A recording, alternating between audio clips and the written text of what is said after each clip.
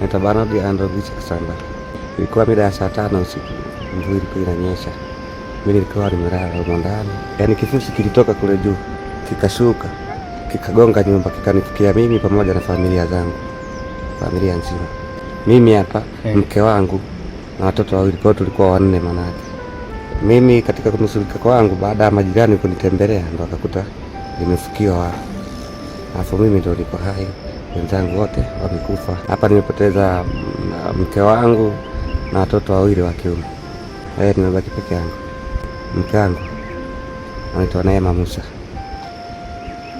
mmoja anaitwa Innocent Bernard, mwingine anaitwa Dairan Bernard. Mazishi alifanyika jana. Jana tarehe 25 ndo tumefanya mazishi.